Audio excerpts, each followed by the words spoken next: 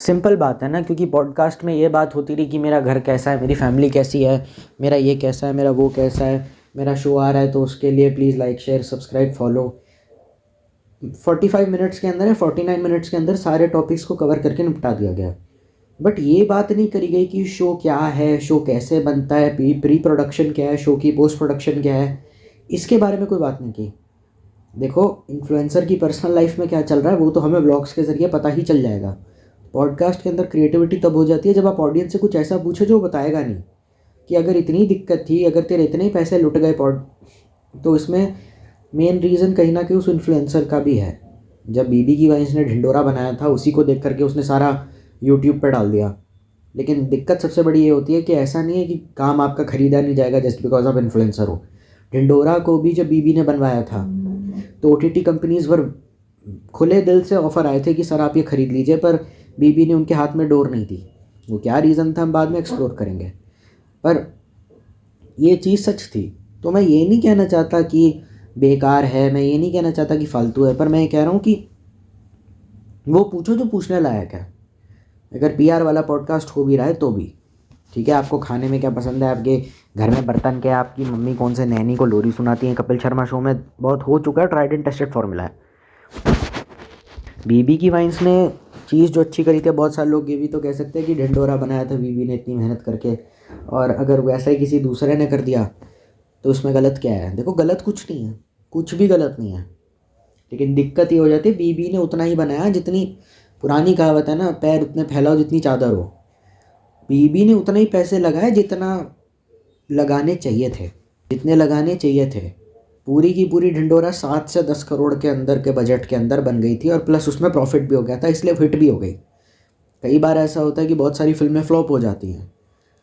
क्यों होती हैं? क्योंकि उनका बजट ही इतना ज़्यादा ऊंचा होता है कि 100 करोड़ की कमाई करने के बाद भी पिक्चर फ्लॉप हो गई, क्योंकि बजट ही उसका 200-250 करोड़ था। तो अगर महंगी चीज़ बना रहे हो तो बेचना भी आना चाहिए उसको, और अगर बेच नहीं सकते तो फिर उतना महंगा मत करो कि हम तो जी नासिक में जाके शूट कर रहे हैं, हम तो यहाँ पे कुछ एग्जॉटिक शूट कर रहे हैं। और बीबी ने अपनी जेब से कुछ भी पैसा नहीं लगाया, मतलब पैसा लगाया था अपनी जेब से, लेकिन खाली बीबी ने नहीं लगवाया था अपनी जेब से पैसा। इससे साफ साफ पता चलता है, अगर तुम पॉडकास्ट में आकर ये कह रहे हो ना कि मेरा तो घर बिक गया था, मेरे तो सारे पैसे डूब गए थे, मेरी सारी सेविंग्स गॉन थी, तो पर्सनली एंड प्रोफेशनली दोनों ही तुम अपने आप को नुकसान पहुंचा रहे हो। प्रोफेशनली प्रोजेक्ट चलेगा या नहीं चलेगा पता नहीं, दूसरा प्रोजेक्ट अटक जाएगा अगर डिज़ायर्ड रेवेन्यू नहीं आया, और पर्सनल लाइफ में भी दिक्कत हो सकती है, क्योंकि अगर आपका बैंक अकाउंट ज़ीरो है तो याद रखना मम्मी पापा हैं, और अगर तुम अपने माँ बाप के साथ रहते हो तो इंसान सेविंग्स इसीलिए भी करता है कि कल को मम्मी को कुछ हो गया, कल को पापा को कुछ हो गया, घर में कोई इमरजेंसी आ गई, या फिर कोई ऐसी चीज़ हो गई जो नहीं होनी चाहिए थी, तो इंसान इन चक्करों में भी कई बार सेविंग्स करता है। और जब ज़रूरत होगी पैसों की किसी भी चीज़ को लेकर के, तब तुम्हारा अकाउंट ही खाली होगा, तो फिर तुम क्या करोगे? अपने बाप से पैसे मांगोगे? तो फाइनेंशियली इंडिपेंडेंट होकर के फैमिली पे काफ़ी लंबे समय तक डिपेंडेंट हो जाना अपने आप में कुछ सेंस बनाती नहीं है। और जो लोग कहते हैं कि नहीं भैया बड़ा हिट है, 11 मिलियन व्यूज़ तो खाली टीज़र पे हैं, 11 मिलियन तो खाली उस पर हैं, पहले एपिसोड पे इतने हैं, तो मत भूलो कि उसके चैनल के एवरेज व्यूज़ जो हैं वो कितने जाते हैं। अब किसी आदमी के एवरेज व्यूज़ ही 11 मिलियन है और उसके एक वीडियो पे 6 महीने में 1 मिलियन आया, तो घाटे का सौदा है ना, उसमें प्रॉफिट क्या हुआ? फिल्मों में जो लॉजिक लगाते हो व्यूज़ पे लगाया करो, क्योंकि व्यूज़ के हिसाब से पैसा मिलता है। अब मैं तुमको बताने की कोशिश करूंगा जितना मैं अपनी रिसर्च करी है, कि ढिंडोरा अगर 10 करोड़ का बजट है तो प्री प्रोडक्शन, ड्यूरिंग प्रोडक्शन और पोस्ट प्रोडक्शन में कितना पैसा खर्च हुआ होगा। और इससे साफ साफ पता चलता है कि वो जो इन्फ्लुएंसर है जिसने पॉडकास्ट करा उसको प्रोडक्शन के बारे में बिल्कुल कुछ नहीं पता।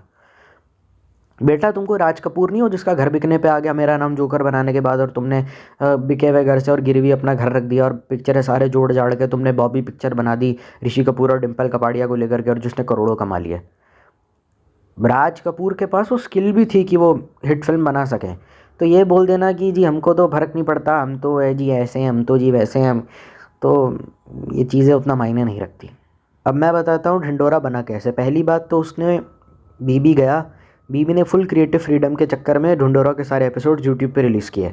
रिस्क बहुत बड़ा था, लेकिन उसने प्रॉफिट, ढिंडोरा ने पैसे भी कमाए और प्रॉफिट भी कमाया ऊपर से, क्योंकि ढिंडोरा कम बजट की वेब सीरीज़ थी। कहते हैं कि अरे भैया वो प्रोड्यूसर है, वो पैसे लगाएगा, उसका काम है पैसे लगाना, तो तुम यहाँ भी गलत हो। तुमको एज अ प्रोड्यूसर पता ही नहीं है प्रोड्यूसर होता क्या है, फिल्म मेकिंग होती क्या है। बॉलीवुड की फिल्मों का जो बजट होता है 100 करोड़, 200 करोड़, 300 करोड़, 400 करोड़, 500 करोड़ तक पहुंच जाता है, कभी कभार तो 1000 करोड़ तक पहुंच जाता है। तो तुम्हें सच में लगता है कोई आदमी अपनी जेब जेब से 400 करोड़ लगाएगा? जब भी फिल्म मेकिंग आप कहीं पे भी पढ़ते हैं, वहाँ पे सारा पैसा प्रोड्यूसर नहीं लगाता है, वो फाइनेंसर हायर करता है जो फर्दर फिल्म को लगाते हैं।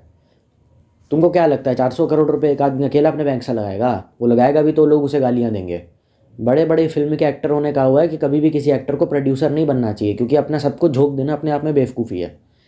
और सच में अगर ड्रीम प्रोजेक्ट बनाना है भी, और उसमें कम से कम ऐसा है कि 7-8 करोड़ या 10-12 करोड़ लगने वाले हैं, तो उसके लिए पहले पैसा जोड़ो। लिखने में 2 साल लगाओगे, कोई काम करोगे नहीं, उसके बाद एग्जीक्यूशन में तुमने 2 साल ठोक दी और सारी सेविंग्स ठोक दी, ये प्रोडक्शन है ही नहीं। ये बिल्कुल कोई ऐसी बात है कि कोई इंसान कहना चाहता है मैं आईआईटी तो निकालना चाहता हूँ, पर मैं जेईई का एग्ज़ाम दिए बिना आईआईटी जा सकता हूँ, पर मैं मेंस दे के जा रहा हूँ। तो फिर ये बात नहीं होती। ये तो बेसिक फिल्म मेकिंग के रूल्स के भी अगेंस्ट है कि मैं अपना घर बेच के पिक्चरें बना रहा हूँ। बोल देना बहुत आसान होता है, बितौड़े में तीर लग जाता है कभी कभार। एक बार जो लॉजिक है उससे तुम डेविएट कर गए। ओटीटी कंपनी आई थी बीबी के पास, लेकिन हायर एक्सेसिबिलिटी के लिए या फिर क्रिएटिव फ्रीडम के लिए बीबी ने ओटीटी को नहीं बेचा, और इसीलिए ताज़ा खबर और फिर जब एपिसोड चले तो ताज़ा खबर आया तो सीधा ओटीटी पे आया। बहुत सारे लोग कह सकते हैं अरे सारा शो का बजट उड़ गया था, तो ध्यान दो, शो का सारा बजट अगर मेकिंग में चला गया था, इसका ये मतलब नहीं है कि बीबी ने अपनी सेविंग्स उसमें लगा दी थी। बीबी की वाइन्स ने खुद का प्रोडक्शन हाउस खोला, top tier camera equipment setup वगैरह सब किया, लोकेशन फाइनल करी। एक लौता एक्टर वो था, उसने शाहरुख खान के घर से कैमरा मंगवाया। तो क्वालिटी टॉप नॉच थी, लेकिन क्वालिटी टॉप नॉच करने के चक्कर में खुद को बैंकरप्ट कर देना और ये बोल देना कि जी ऐसा कुछ नहीं है। और तुम अगर ये भी कह रहे हो ना कि बीबी के मम्मी पापा नहीं है तो उसको क्या फ़र्क पड़ता है, तो ये बहुत ही घटिया बात है। बीबी की गर्लफ्रेंड भी है और बीबी का भाई भी है, तो it's very easy to defend nonsense. ठीक है। और 2 साल तक अगर आप अपने चैनल से इनएक्टिव रह करके प्रोजेक्ट बनाओगे भी तो वो ऑडियंस रिटेंशन में दिख भी जाता है। इससे भले लोगों ने सब्सक्राइब कर रखा है आपके चैनल को, लेकिन वो हट जाते हैं वहाँ से, वो इतना नहीं देखते। वो दिख जाता है, व्यूज़ में गिरावट आ जाती है अपने आप ही। उस बेवकूफ़ को ये भी नहीं पता कि उसके व्यूज़ कितने गिर गए हैं। 78 मिलियन व्यूज़ होते थे, 44 मिलियन होते थे, 20 मिलियन में कह रहे oh my God guys so much love and attention, you can believe. अरे क्या, कुछ नहीं, आधा आया है भाई, आधा। जब ये वीडियो बना रहा हूँ आधा आया है, तेरे को घाटा हो रहा है।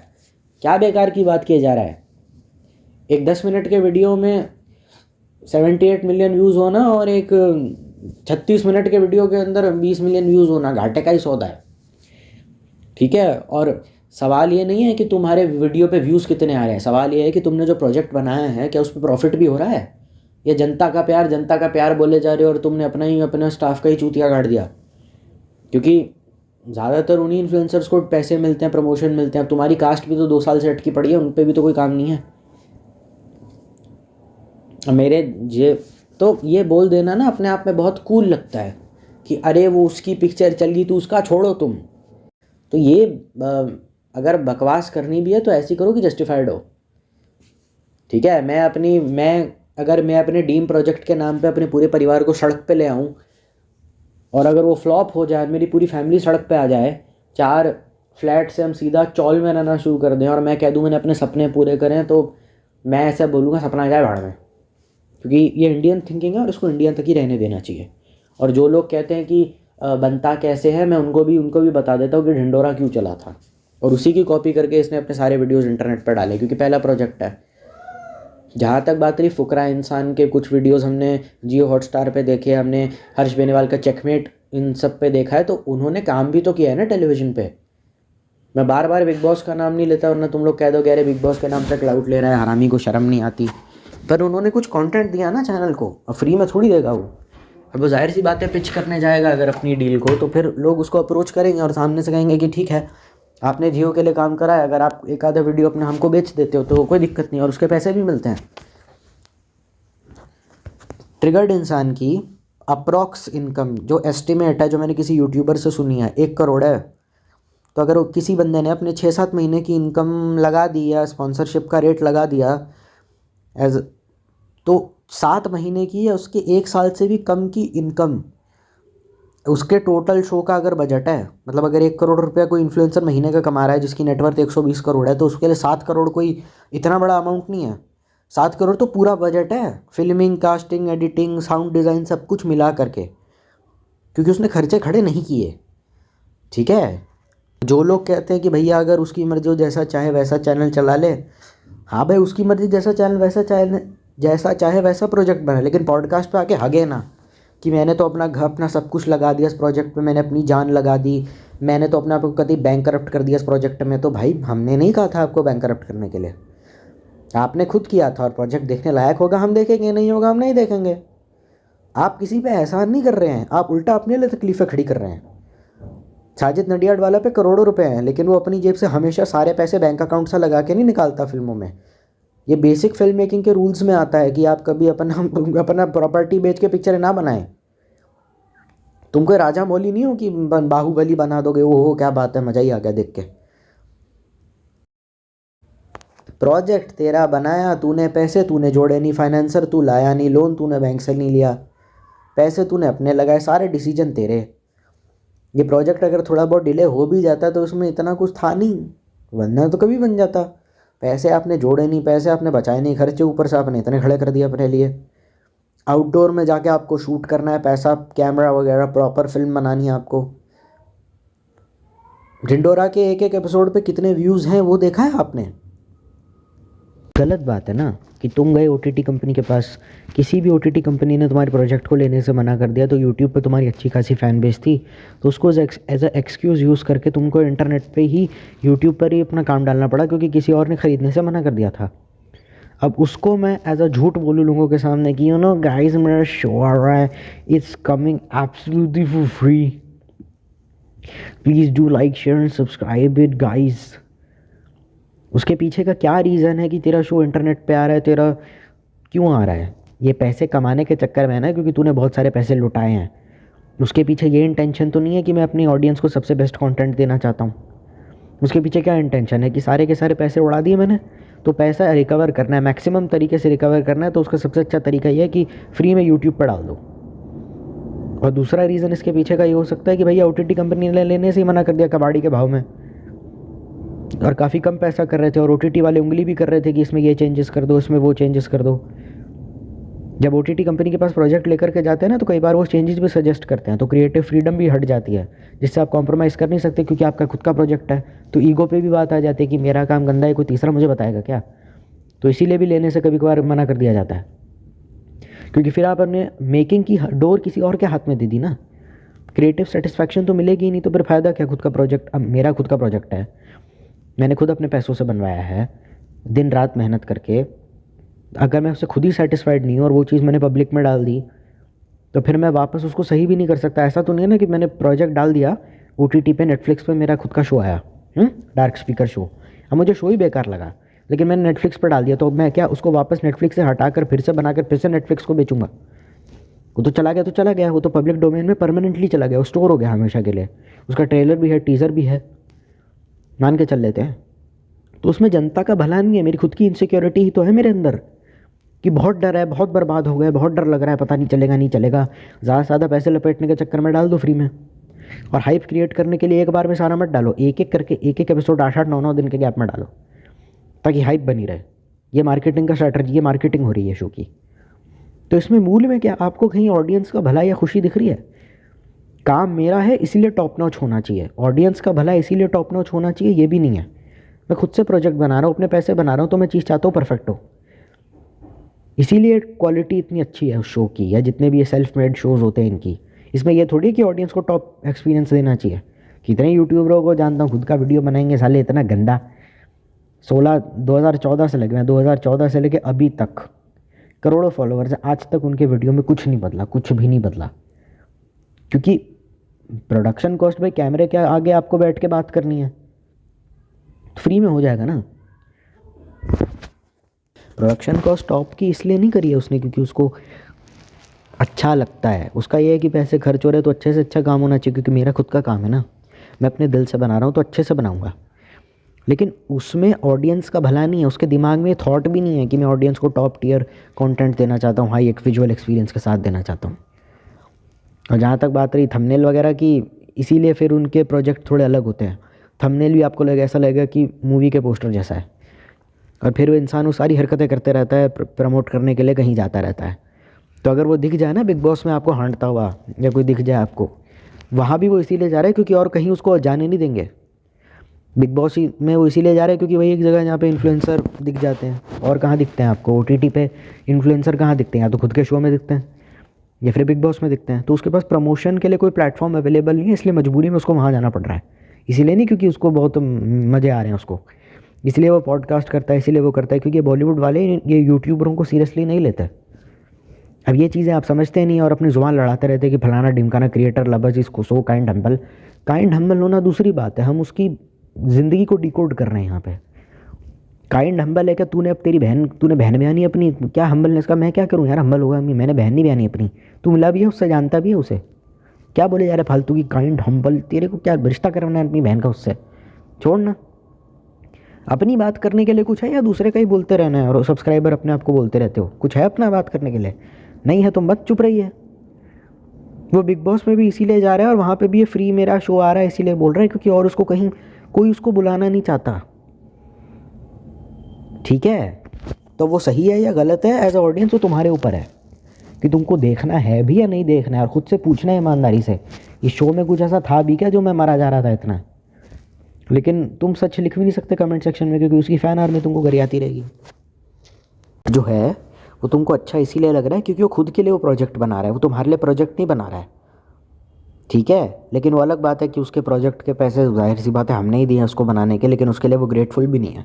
वो तो खुद ही पॉडकास्ट में आकर के कह रहा है कि मैं जो कमा रहा था, मतलब मैं तो वही बना रहा था 8 साल से, जनता बनवाना चाहती थी मेरे से, मैंने वही करा जो मेरी ऑडियंस ने बनाया, मेरे खुद के बनाने का टाइम है। तो this also shows extreme arrogance. जनता, आपके पास कंटेंट था, आपने उस पर कंटेंट करा। पहले तो कंटेंट बनाना पड़ता है, फिर देखना पड़ता है कंटेंट चलेगा भी या नहीं चलेगा। मैं सिर्फ अपनी वॉइस रिकॉर्डिंग सुन के बता देता हूँ कि ये चीज़ पब्लिक तक इसको एक्सेप्ट करेगी या नहीं करेगी। ठीक है, कंटेंट तो आपने, जनता ने आपको बोला इस चीज़ पे कंटेंट बनाओ, ठीक है आपने बना दिया। पहले ये देखना पड़ता है, पहले तो ये देखना पड़ता है कि ये चलेगा भी, इस पर कुछ लिख भी पा रहे हैं हम या नहीं। प्री प्रोडक्शन, पोस्ट प्रोडक्शन और प्रोडक्शन के बाद वो उसको कंटेंट बोलते हैं। प्री प्रोडक्शन ही जिस चीज़ की शुरू नहीं हुई, बहुत सारी फिल्में डब्बे में बंद हो जाती हैं, बहुत सारे प्रोजेक्ट शेल्व हो जाते हैं। क्यों? क्योंकि पता है हमें कि इस पे हमने बना भी दिया तो पब्लिक को मज़ा नहीं आएगा, हंसी नहीं आएगी इसको। तो ऑडियंस ने भले ही आपको डायरेक्शन दे दिया, लेकिन उस चीज़ पे आप कुछ बना सकते थे तभी आपने बनवाया। ऐसा नहीं होता कि शाहरुख खान को आप कैमरे के सामने खड़ा कर दो, बीबी की वाइन से कैरी मिनाटी कैमरे के आगे खड़े हो जाए, 10-12 घंटा कुछ बोले ना और वीडियो पे 50 मिलियन व्यूज़ आ जाते हैं। तो ये बोल देना कि ऑडियंस ने कुछ बनाया और बनाना, अब मेरी बारी है बनाने की कुछ, और मैं बना रहा हूँ इसलिए काम टॉप नॉच होगा और ऑडियंस ये मान के कह रही है कि देखो ये कितनी मेहनत करता है हमारे लिए, उसमें आप हो ही नहीं कहीं पूरे फ्रेमवर्क में। मेन दिक्कत क्या है, मेन चीज़ समझा ही नहीं तू।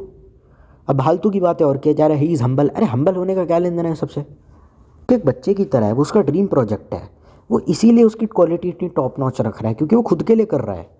ठीक है, उसने खुद लिखा, खुद डायरेक्ट करा, सारा ज़्यादातर उसने काम खुद करा, और वो अपनी क्रिएटिव सेटिस्फैक्शन के लिए वो उस प्रोजेक्ट को बना रहा है। मेन फोकस उसका क्रिएटिव सेटिस्फैक्शन और है, ऑडियंस रिटेंशन उतना नहीं है। हालांकि जब यूट्यूब पे वीडियो बनाते हैं नॉर्मल वाले तो क्रिएटिव सेटिस्फैक्शन भी होती है। क्रिएटिव सेटिस्फैक्शन से तो प्रोजेक्ट शुरू होता है कि हाँ इस पर कुछ बनेगा या नहीं बनेगा, वो तो वहीं से ही शुरू हो जाती है प्री प्रोडक्शन से, कि ये जो कंटेंट है, जैसे कि एग्ज़ाम्स पे कुछ बना दिया या स्कूल पीटीएम पे कुछ बना दिया, तो क्रिएटिवली सेटिस्फाइड हूँ तभी प्रोजेक्ट बन रहा है और ऑडियंस रिटेंशन इस पर आएगी तभी प्रोजेक्ट कंटिन्यू हो रहा है। लेकिन ये जो खुद का सेल्फ मेड प्रोजेक्ट है, इसमें ऑडियंस सेटिस्फैक्शन, इसमें क्रिएटिव सेटिस्फैक्शन होती है, ऑडियंस रिटेंशन या ऑडियंस से कुछ भी उसका लेना देना है ही नहीं, वो थॉट में भी नहीं आता क्योंकि ये मैंने खुद के लिए बनाया है। इट्स लाइक कोई शॉर्ट फिल्म बना के चैनल पर डालते अपने यूट्यूब के, बिल्कुल वैसा है। वो बना किसके लिए रहा है? खुद के लिए बना रहा है ना, तो बस फिर ऑडियंस तो लास्ट थॉट है उसके दिमाग में, चला तो ठीक है, वरना अपना नॉर्मल वीडियो बनाना शुरू कर देंगे, इसमें क्या है। उसके दिमाग में ये थॉट है, अब तुम ज़बरदस्ती उसको सर पे चढ़ाओ कि भगवान ने देखो हमारे लिए कितना अच्छा काम कर रहा है। अच्छा काम नहीं कर रहा है, वो अपना काम कर रहा है। अच्छा बुरा जज करना आपके हाथ में है। ठीक है, और कई बार ओवर रेटेड चीज़ें भी हो जाती हैं। जस्ट बिकॉज कैमरे के आगे कोई कॉन्फिडेंटली बोलता है या हंसा लेता है आपको, इसका ये मतलब नहीं कि खुद से पिक्चर बना के तो प्रियदर्शन की तरह हंगामा बना देगा। अच्छा एक्टर, अच्छा डायरेक्टर, और जस्ट बिकॉज आप अच्छे एक्टर है इसका मतलब ये नहीं कि आप अच्छे डायरेक्टर या प्रोड्यूसर हो जाएंगे। अब ये चीज़ें तुमको समझ में आती नहीं है तो तुम ऐसी कहते हैं चाय चाय चाय। यार बहुत सारे बॉलीवुड के एक्टर होते हैं जो दिन रात बॉलीवुड में घिसते रहते हैं, उनकी फिल्मों को OTT वाले नहीं खरीदते। तो इस बंदे की ये जो सोशल मीडिया पे इतनी फॉलोइंग लेकर के बैठा है, इसको खरीदने से मना कर दिया तो उसमें क्या हो गया? फिल्में डब्बों में बंद हो जाती है। वैसे यूट्यूबर्स के भी बहुत सारे प्रोजेक्ट शेल्व हो जाते हैं। मैंने एक ऐसे हो सकता है कि मेरे पास एक टॉपिक है बनाने के लिए, जब भी ऑडियंस कही जा रही है मैं उस पर टॉपिक बना रहा हूँ और वो सीरियसली आपसे पूछता है मुझे एक कम्युनिटी पोस्ट दिखा देना जिसमें उसने कहा होगा और दोस्तों अगला वीडियो कौन सा टॉपिक पे चाहिए। When he is out of ideas वो तब जाके कम्युनिटी पोस्ट करता है कि मेरे पास idea, I am out of ideas, दोस्तों बताओ आपको कौन सा टॉपिक पे वीडियो चाहिए। वरना ज़्यादातर उसके जो कंटेंट है उसके चैनल पे देखा जाता है वो उसकी अपनी पसंद का होता है। जो चीज़ें उसने खुद अपनी रियल लाइफ में एक्सपीरियंस की हैं, जो उसके खुद के एक्सपीरियंसेस हैं, उनको फ़नी वे में वो प्रेजेंट करता है। ज़ाहिर सी बात है अगर उससे रिलेट कर पा रहा है तो एज अ ऑडियंस आप उससे रिलेट कर पा रहे हैं, क्योंकि एग्जाम्स हम सब ने दिए हैं तो इसलिए वो वीडियो चल जाता है और उसके अंदर टैलेंट है भी। तो उसमें उसने जो सारा काम करा खुद से ही किया है, उसमें ऐसा नहीं है। वो हर वीडियो बनाने से पहले आपसे पूछता है क्या कि नेक्स्ट वीडियो का टाइटल क्या होना चाहिए, क्या किस चीज़ पे आपको वीडियो चाहिए। खुद से ही बना रहे हैं, खुद से डाले जा रहे हैं, जब बन कर रहे तब डाले जा रहे हैं। तो उसमें आप कहाँ से आ गए? आपकी खाली साइड आप ऑडियंस रिटेंशन इस पे आएगी या नहीं, बस ऑडियंस का रोल वही होता है वीडियो में। तुमको इतना सर पे चढ़ाता नहीं है कोई। मैं स्क्रिप्टिंग कर रहा हूँ वीडियो के, मैं ये सोचूंगा कि ऑडियंस क्या सोच रही है, मैं काम करूँगा ना अपना। वो तो पब्लिक के हाथ में चलाएगी कि नहीं चलाएगी, मैं एज ए इन्फ्लुएंसर क्यों सोचूं। फिल्में हैं, बहुत अच्छी स्क्रिप्ट है, बहुत अच्छी कहानी है, लेकिन और वो किसी मेन स्ट्रीम एक्टर को ऑफर हुई, शाहरुख खान, सलमान खान, अनिल कपूर, लेकिन उन्होंने करने से मना कर दी क्योंकि उन्होंने कुछ चेंजेस सजेस्ट करे, डायरेक्टर और वो सेम पेज पे नहीं आ पाए, उन दोनों की ट्यूनिंग नहीं बैठी। तो ये भी देखना पड़ेगा कि उस प्रोजेक्ट को लेकर के आप सेम पेज पे बैठ पा रहे हो या नहीं। कोई यूट्यूबर है अगर वो कोई प्रोजेक्ट बना रहा है, अगर सेम पेज पे हम लोग नहीं आ पा रहे तो प्रोजेक्ट नहीं बनता। भले ही वो उस प्रोजेक्ट से कितना भी प्यार हो उसको छोड़ना पड़ता है, पर वो चीज़ें आपको बताई नहीं जाती तो आपको लगता है कि हाँ भैया ऐसा ही होता होगा। वरना मैं कैसे मान लूँ कि हर एक टॉपिक उसके दिमाग में आता है और टॉपिक पे वीडियो बन भी जाता है और बहुत अच्छा बन जाता है? ऐसा कैसे हो सकता है? 100% सक्सेस रेट, सीरियसली बॉलीवुड का सक्सेस रेट 5% है। 100 में से 5 फिल्में चलती है बॉलीवुड में साल की, और वो भी जो बुक माई शो पे आती हैं। 100 फिल्में बन रही हैं, लेकिन अगर मान के चल लेते 100 फिल्में बनती हैं तो उसमें से 5 चलती हैं। सक्सेस रेट बॉलीवुड का 5% है और किसी यूट्यूबर का जो खुद से सारा काम देख रहा है उसका 100% है। सीरियसली अब समझ में आया वीडियो बनाने में इतनी देर क्यों लगती है?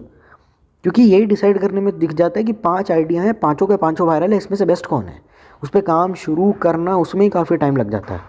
ऑडियंस अटेंशन होती है, क्रिएटिव सेटिस्फैक्शन नहीं होता।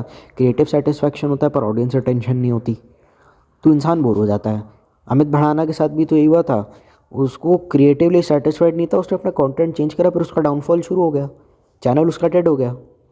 तो बहुत सारे ऐसे यूट्यूबर्स हैं, काम चल रहा था, अच्छे से चल रहा था, लेकिन उनको मज़ा ही नहीं आया काम करने में, तो उन्होंने कुछ अलग बनाया, उनका जो दिल करा वो बनाया। क्रिएटिव सेटिस्फैक्शन थी पर ऑडियंस रिटेंशन अपने आप खड्डे में चली गई, क्योंकि उन्होंने ऑडियंस के बात सुना ही नहीं। अमित भड़ाना एक बेस्ट एग्जांपल है इसका। कितने व्यूज़ आते थे पहले उसको, अब देखो क्या चैनल हो गया उसका। इंटरनेट पे 100 वीडियो मिल जाएंगे आपको डाउनफॉल ऑफ अमित भड़ाना। मैं ये नहीं कहता घटिया क्रिएटर है, मैं ये नहीं कहता उसको काम करना नहीं आता, पर मैं जो कह रहा हूँ समझा करो बात को। तब होता है जब आप दूसरा प्रोजेक्ट बनाना चाहें। पहला प्रोजेक्ट तुमने यूट्यूब पे बनाया, वो बहुत ज़्यादा सुपर हिट हो गया, सुपर वायरल हो गया, 50-50 मिलियन, 60-60 मिलियन व्यूज़ आ रहे हैं, और वो कोई वेब सीरीज़ टाइप फॉर्मेट में आपने बनाया। तो OTT कंपनी को लगा प्रॉफिट, तो उन्होंने बोल दिया कि ठीक है सर, जैसा आपका दिल करे हम वैसा करेंगे, ये डालो सर आप OTT पे, हम मुँह मांगी रकम दे देंगे और क्रिएटिव फ्रीडम भी आपको दे देंगे। OTT तुम्हारे प्रोजेक्ट खरीदेगा तो फ्री में नहीं खरीदेगा, खून चूस के खरीदेगा। बीबी ने अपने आप को साबित करा ढिंडोरा से, उसने कहा कि देखो ये प्रोजेक्ट है बांगड़ू, हिट हो रहा है। OTT कंपनी ने देखा, उन्होंने कहा ठीक है। फिर जा कर के जब अगर कोई फ्यूचर में ढिंडोरा जैसा कुछ आएगा या ताज़ा खबर जैसा कुछ जो भी है, मतलब ढिंडोरा सीज़न 1, 2, 3 फलाना ढिमकाना, ताज़ा खबर 1, 2, तो इन अब बीबी को पिच करने में दिक्कत नहीं होगी, क्योंकि इन्होंने प्रूफ किया अपने आप को। ठीक है, तो OTT ने देखा, उसको ट्रायल पे रखा कि अच्छा यार इसका कंटेंट वायरल और काम करे, लपेट ले और जो पैसे मांगेगा दे दो चुपचाप। और फिर वो टीटू मामा से डब भी करवाया, वो क्या था वो तकेशीस का कासल, पता नहीं क्या करा था उसने। उसका पहला एपिसोड फ्री में भी अवेलेबल कराया ऑडियंस अटेंशन ग्रैब करने के लिए, उसी चीज़ को यूज़ करा। ढिंडोरा फ्री में गया था तो बीबी ने पोस्ट करी कि मेरा अमेजॉन प्राइम पे मैं कुछ डबिंग कर रहा हूँ टीटू मामा बन के, तो पहला एपिसोड फ्री आप देख सकते हैं। तो उसी सेम स्ट्रैटेजी को OTT कंपनी ने यूज़ किया कि पहला एपिसोड फ्री में दिखा दो ताकि बाकी ऑडियंस आ जाए, क्योंकि फ्री में दिखाने में इसकी ऑडियंस को इसको ढिंडोरा की रिटेंशन ऑडियंस की मिली थी ना जब फ्री में आया था। तो पहला एपिसोड टीटू मामा की डबिंग का फ्री में दिखा दो। अब उसको कोई दिक्कत नहीं है, अब उसको कभी भी हॉटस्टार के पास दिक्कत नहीं होगी, क्योंकि उसने अपने आप को साबित किया। OTT ने भी उसको वैलिडेशन दी कि हाँ भाई जो तेरा दिल करे तू वो कर। जब तक आप साबित नहीं करोगे OTT आपको वो आज़ादी नहीं देगा। इसीलिए ज़रूरी हो जाता है पहला प्रोजेक्ट यूट्यूब पर डालना, ड्रीम प्रोजेक्ट के नाम पे बनाते हैं और अपने रिस्क पे बनाते हैं। जब भी आप कुछ बनाते हैं और अपने रिस्क पे बनाते हैं, जिसका बजट कम से कम 10-20 हज़ार गुना ज़्यादा होता है। बहुत सारे लोग कहेंगे ना वो जो चैनल पे वीडियो बनाता है उस पर भी तो अपने पैसे लगाता है। हाँ बनाता है भाई, लेकिन वो नंबर ऑफ़ आवर्स शूटिंग जो कॉस्ट है और number of hours of shooting दोनों साथ में डायरेक्टली प्रोपोर्शनल है। दोनों एक बढ़ेगा तो दूसरा अपने आप बढ़ जाएगा। जब आप कोई चीज़ खुद से बनाते हैं तो you need to be ready for the risk that it takes. तुम्हें उस रिस्क के लिए रेडी होना पड़ता है, और तुम उस रिस्क के चक्कर में अपने आसपास के लोगों को और अपनी फैमिली को रिस्क पे नहीं डाल सकते ये बोल करके कि मेरा ड्रीम प्रोजेक्ट है। You have to be prepared. Risk है, ठीक है, मैंने खुद से प्रोजेक्ट बनाया, जैसे मर्जी बनाओ, ऑडियंस को अच्छा लगेगा देखेगी, नहीं लगेगा नहीं देखेगी, लेकिन वो प्रोजेक्ट का अगर फेल हो गया तो उसके लिए भी प्रिपेयर्ड रहना पड़ता है। ऐसा नहीं होता है कि जैसे लोग हैं उनको नौकरी नहीं मिलती, कुछ होते हैं जिनको ग्रेजुएशन के बाद जॉब नहीं मिलती, क्या करते हैं मास्टर्स करने चले जाते हैं। तो प्लान बी लेके चलते हैं ना, तो वैसे भी आपको प्लान बी लेके चलना पड़ेगा, क्योंकि ये जो खुद के सेल्फ मेड प्रोजेक्ट्स होते हैं ये 97% ऑफ द टाइम्स डेविएट कर जाते हैं जो आपका नॉर्मल चैनल का कंटेंट है उससे। ठीक है, तुमको 5-7 मिनट का वीडियो बनाने में जो पैसे लगते हैं और एक पूरा 120 मिनट का वीडियो बनाने में जो पैसे लगते हैं दोनों अलग अलग होता है। और अगर आप कुछ ऐसा बना रहे हो जो बिल्कुल हटके है तो उसके चलने और फेल होने के चांसेस भी उतने ज़्यादा बढ़ जाते हैं। GTA 5 में ट्रेवर की लाइन है ना, when you pick up a very big score you need to be ready with the heat that comes with it. अगर आप रेडी नहीं हैं तो फिर आप क्या करेंगे? खुद के पैसे आपने इसलिए लगाए क्योंकि आप रिस्क नहीं चाहते थे, क्योंकि अगर प्रोजेक्ट डूब गया तो इन्वेस्टर्स के फ़ोन आएंगे, आप पे कर्जा बहुत हो जाएगा, लोन आ जाएगा, उनके पैसे लौटाने पड़ जाएंगे, इसलिए बेहतर है अपना अकाउंट खाली कर दो। तो उसमें इनसिक्योरिटी के अलावा कुछ भी नहीं है, तो you are not mentally prepared, then it's okay. इसीलिए लोग ज़्यादातर ड्रीम प्रोजेक्ट नहीं बनाते, इसीलिए बड़े यूट्यूबर्स का कंटेंट नहीं बदलता आगे टाइम के साथ, क्योंकि कुछ अलग बनाया तो सारा वो ठोक के साला हम पे आ जाएगा। अगर वो किया तो भी गलत है, ना किया तो भी गलत है, क्योंकि मेरे जो बाकी के इन्फ्लुएंसर्स हैं, जो बाकी की कास्ट है, वो तो इनएक्टिव हो जाएगी अपने सोशल्स पे 2 साल तक अपनी रगड़ने के चक्कर में। तो उनको भी तो एज ए इन्फ्लुएंसर लॉस हो रहा है ना, क्योंकि जो दिखता है वही बिकता है, और सेलिब्रिटी के केस में ये होता है। पर आपको ये बात समझ में नहीं आती, इसलिए लोग कुछ भी बोलते हैं। और एक्सप्रेशन तो देखना हमारे इस प्यारे लौंडे के, चिकना, ओहो क्या एक्सप्रेशन दे रहा है, देखो जरा। समझ में आया तुमको कि इंटरनेट पे इतने पैरोडी वीडियो क्यों बनते हैं? कोई रोस्टर अगर पैरोडी वीडियो बना रहा है तो उस रिस्क को मिनिमाइज़ कर रहा है। वो सेल्फ मेड प्रोजेक्ट है, क्योंकि उसके बारे में उसने किसी को बताया नहीं, ना उसने किसी से ट्रेंडिंग टॉपिक से इंस्पिरेशन ली। सेल्फ मेड टॉपिक वो है और उसमें कुछ गलत नहीं है, पर वो रिस्क को मिनिमाइज़ कर रहा है। जो मैंने बात कही ना कि हमने तो पैरोडी वीडियो भी देखे हैं, तो वो भी तो सेल्फ मेड प्रोजेक्ट होते हैं। वो कहाँ से डेविएट कर रहे हैं अपने ओरिजिनल कंटेंट से? ओरिजिनल कंटेंट से भले ही वो डेविएट कर जाएं, लेकिन जॉनरा से वो कभी डेविएट नहीं करते। कॉमेडी ही कॉमेडी हो रही है उस चैनल पे, सीरियस वीडियो नहीं आ रहा उस पर। अरे यार, जैसे किस किस को प्यार करूं उस फिल्म से बना, उस फिल्म से इंस्पिरेशन लेके अलविश यादव ने वीडियो बनाया, किस किस से सेटिंग करूं, ठीक, उससे ये बनाया। और फिर ग्रैंड मस्ती फिल्म आई तो उससे सस्ता मस्ती कर दिया अलविश यादव ने। तो इंस्पिरेशन लेके उसने वो सेल्फ मेड प्रोजेक्ट बनाया, ठीक ठीक। अब इसमें कुछ गलत तो नहीं है। अब वो ऑडियंस के ऊपर है, उसको पसंद आ रहा है या नहीं आ रहा, उसको अच्छा लग रहा है या नहीं लग रहा। कुछ लोग उसको छपरी कहते हैं, कुछ लोग कहते हैं कि बढ़िया बनता है, वो ऑडियंस के ऊपर है, ठीक। लेकिन सीरियस वीडियो अगर जब आप बना देते हैं तो ये जानबूझ के करना पड़ता है, क्योंकि कंटेंट से भले डेविएशन हो जाए।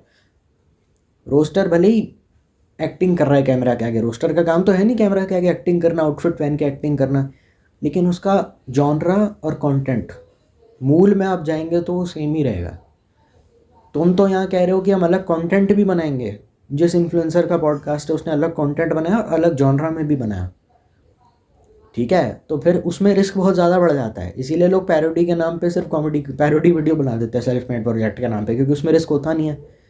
ऑडियंस तो ये कहेगी ना भाई हम कॉमेडी देखने हैं चैनल पे, कॉमेडी दिखाना है, क्या सीरियस बातें करके बोर कर रहा है हमको, अरे अच्छा नहीं है दूसरा लगा यार, क्योंकि ऑडियंस को वही पसंद है। तो रिस्क क्यों लेना?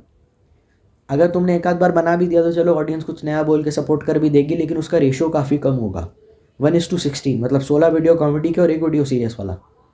तो हिसाब आपको क्लियरली देखना पड़ेगा ना। चलो ऑडियंस के हिसाब से ही रहा है, लेकिन इसमें फिर भी ऑडियंस की गलती नहीं है ना, उसकी गलती है, क्योंकि इंटरनेट पे आना उसका उसका खुद का पर्सनल डिसीजन था, और ऑडियंस का अगर प्यार मिल रहा है तो बदले में आपको ऑडियंस को भी कुछ देना पड़ेगा।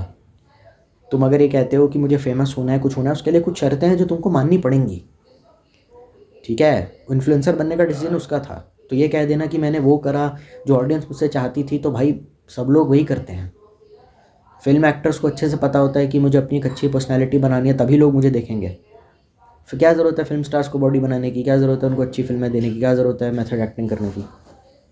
ऑडियंस तो खुद कमेंट सेक्शन में लिख देती है कि ये सब छोड़ना, क्या तू फालतू की चीज़ें करे जा रहा है, पुराना वाला कंटेंट बना, तो फिर उसको पुराने वाले में लौटना पड़ता है। लेकिन दिक्कत क्या है कि too much specialisation in a particular field always due to specific reason है कि वो मल्टीपल पार्ट्स में यूट्यूब पे वीडियो बना के रिलीज़ करता है, क्योंकि प्रोडक्शन कॉस्ट भी बहुत ज़्यादा हाई होती है इनसे वीडियोज़ की। 7-8 करोड़ रुपए लगे हैं ना, तो क्या करेगा वो 10 से 12 पार्ट्स में बना के डालेगा। सीधी बात है, वेब सीरीज़ वाले स्टाइल में उसको जानबूझ के शूट किया जाता है, क्योंकि पर एपिसोड, अरे सीधी बात है यार, तूने 1 घंटे का वीडियो अपना ड्रीम प्रोजेक्ट के नाम पे एक बार में, मतलब आप सोच के देखो ना, मल्टीपल पार्ट्स में क्यों डाल रहा है वो, और उसकी प्लेलिस्ट बना के अपने चैनल पे क्यों डाल रहा है। इट्स सिंपल फाइनेंस, क्योंकि एक बार में डाल देगा स्टार्ट टू एंड, व्यूज़ कम आएंगे, लेकिन अगर मल्टीपल पार्ट्स में डालेगा तो ज़्यादा व्यूज़ आएंगे। तो बेसिकली खुद का प्रोजेक्ट है तो प्रेशर भी है, क्योंकि पैसा रिकवर भी करना है, लोगों को लौटाना भी है, उसमें प्रोड्यूसर का कट, सबका प्रॉफिट भी होना चाहिए, तो इसीलिए मल्टीपल पार्ट्स में वीडियो बना के डालता है जानबूझ के, जब सारा प्रोजेक्ट रेडी हो जाता है। क्योंकि इंडिविजुअली डालेगा, तोड़ तोड़ के डालेगा तो ज़्यादा पैसा आएगा, अगर एक बार में डाल देगा तो जितने आने होंगे व्यूज़ आ जाएंगे। एक वीडियो है जिस पर आपका 102 मिलियन व्यूज़ हैं, ठीक, मान के चल लेते हैं, और एक वीडियो है जिसमें पहले एपिसोड पे 80 मिलियन, दूसरे पे 55, तीसरे पे 55, चौथे पे 50, पाँचवें पे 46, छठे पे 44, 41, 39, 68, 39। तो ये जानबूझ के किया जाता है ताकि, और जब आप प्लेलिस्ट पे क्लिक करते हैं तो उसमें लिखा होता है playlist 10 videos 16 lakh views something.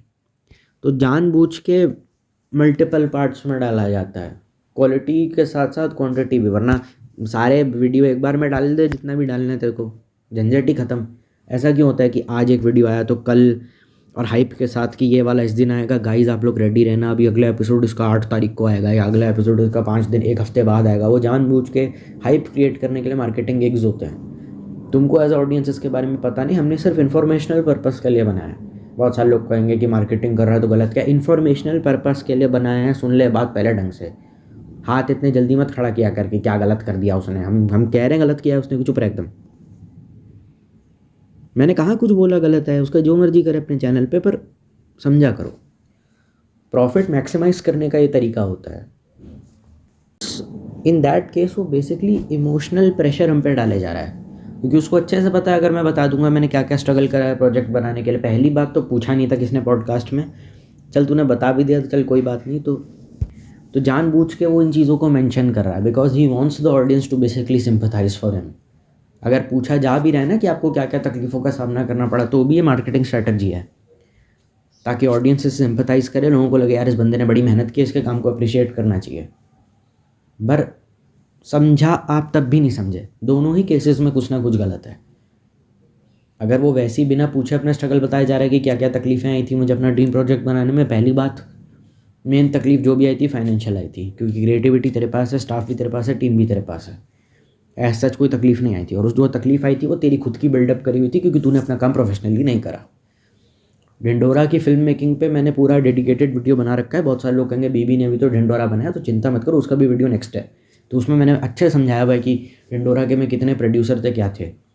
हमारा कोई प्रोजेक्ट फाइनेंस नहीं करना चाहता, चलिए कोई बात नहीं, हम अपने पैसे लगा देंगे, लेकिन उसके चक्कर में हम अपना घर बेच करके ऐसा स्त्री औकात से ज़्यादा बाहर पैसे वाला प्रोजेक्ट नहीं बनाएंगे। बीबी की थिंकिंग ये थी, ढिंडोरा के लोकेशंस कुछ बहुत एग्जॉटिक नहीं है, उसने अपनी हैसियत या अपनी औकात के हिसाब से ही पैसा लगाया ढिंडोरा में। और जहाँ तक बात रही OTT पर अगर कुछ आया तो उसका प्रोड्यूसर कौन है वो अभी तक सही से फाइनलाइज नहीं हुआ है।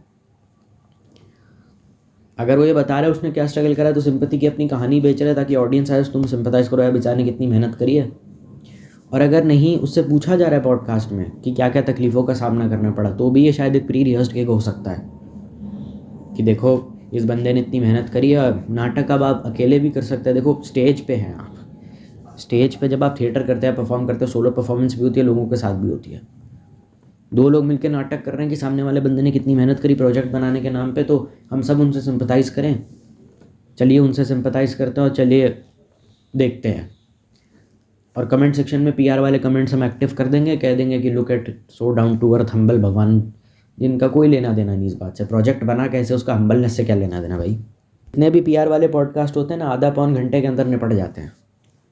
जितने भी ऐसे पीआर वाले पॉडकास्ट होते हैं ना, 45 मिनट्स 30 मिनट से लेके 45 मिनट्स के अंदर पूरा का पूरा पॉडकास्ट निपट जाता है। और प्रोजेक्ट के और उसको पॉडकास्ट के बीच में बोलना पड़ रहा है कि मेरा खुद का नया प्रोजेक्ट आने वाला है। तो इससे साफ साफ पता चलता है कि वो अपनी प्रमोशन तो कर रहा है अपने वीडियो की, लेकिन अपना चैनल या अपने सोशल मीडिया को छोड़ के सब जगह प्रमोशन कर रहा है। तो इसमें आपका एज ऑडियंस नुकसान ही हो रहा है, पर आप देख नहीं पा रहे। पॉडकास्ट में स्क्रिप्ट दी जाती है और बाकायदा सब कुछ फिक्स्ड होता है। नहीं भी होता है तो उसकी इंटेंशन कहीं ना कहीं वही है कि ऑडियंस बेसिकली सिंपैथाइज करे, ताकि उसको रिटेंशन अच्छी मिल जाए या इसके व्यूज़ अच्छे आ जाए। क्योंकि 2 साल तक गायब, इतने सालों से गायब था अपने चैनल पे, तो जाहिर सी बात है ना, इमोशनल बातें करके थोड़ा अपलिफ्ट करना पड़ेगा। वरना पूरे पॉडकास्ट में ऐसी अपलिफ्टिंग बातें क्यों होती हैं कि आपका जन्म कहाँ हुआ। जब भी कोई बंदा काफ़ी लंबे टाइम से गायब होता है और सीन में वापस आता है ना, तो उससे जानबूझ के इमोशनल बातें की जाती हैं ताकि ऑडियंस का कनेक्ट, थोड़ा इमोशनल कनेक्ट ज़्यादा बढ़ जाए और लोग जज्बात में आकर के, जज्बात में बह करके वीडियो देख लें। और होता भी यही है, आप सक्सेसफुल हो और अबव एवरेज कंटेंट देना शुरू कर दो, लोग आपको सर पर चढ़ा लेंगे। आप लो एफर्ट कंटेंट देना शुरू कर दो, लोग आपको सर पर चढ़ा लेंगे। आप एक छोटे क्रिएटर हो लेकिन वीडियो में हल्का सा कम एफर्ट कर दो, ऑडियंस उसको पिन पॉइंट कर देगी, कह देगी यार मज़ा नहीं आया इस वाले वीडियो में, पहले जैसा नहीं आया। तो होता है, जो चीज़ दिखती है उसकी सारी गलती माफ़ हो जाती है, सारी गलती इम्परफेक्शन सब माफ़ हो जाता है। आप उसमें एफर्ट ना करो तो भी चल जाता है। लेकिन अगर आपकी दुकान नहीं चल रही है तो आप छोटी छोटी गलती करो, मज़ा नहीं है ना, अच्छा है, ठीक है, मतलब और बेटर हो सकता है। तो ऑडियंस का भी ये गेम होता है।